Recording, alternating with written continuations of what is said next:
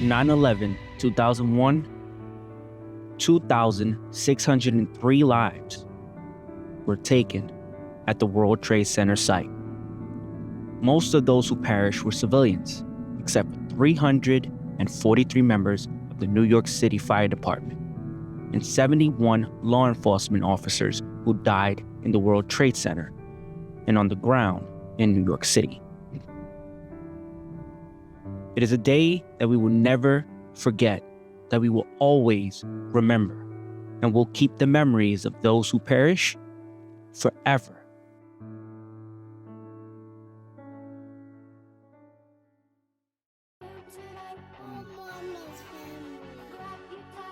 Put it in the box!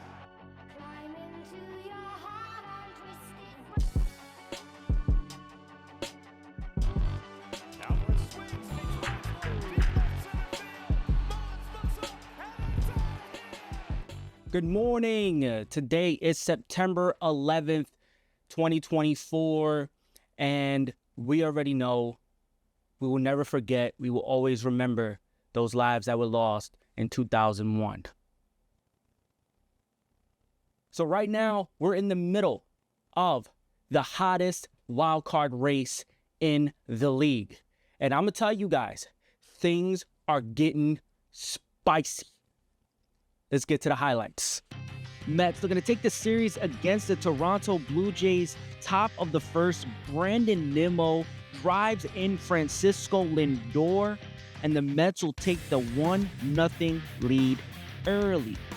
Bottom second, Leo Jimenez with the tying run at third, and he'll bring him in with a line drive that goes over the head of Francisco Lindor, and we are squared at 1. Going to the bottom of the third, David Peterson in trouble. Runner on third, and Alejandro Kirk goes corner to bring the runner in, and that'll be an RBI double for Kirk. And then Davis Schneider going shopping at the gap for a family of 2, and that'll bring in 2 runs for the Blue Jays as they take the 4-1 lead. Then Joey Loperfido goes to the gap, and that'll drive in another run, and the Blue Jays will win it 6-2. This afternoon, we got Sean Manaea going up against Bowden Francis. Bowden Francis is an absolute flamethrower. His stuff is nasty. So it's going to be a long day for the Mets and their hitters because they've been a little bit sluggish. But this team is a team that can overcome anything, and I believe it, and you should too. So don't forget that, and keep your eyes on the prize, man. Keep your eyes on the prize. We got the Phillies. We got a lot coming up, so let's get into it. After today's game against the Blue Jays, the Mets begin a crucial 10-game stretch, with 7 of those games against the Phillies.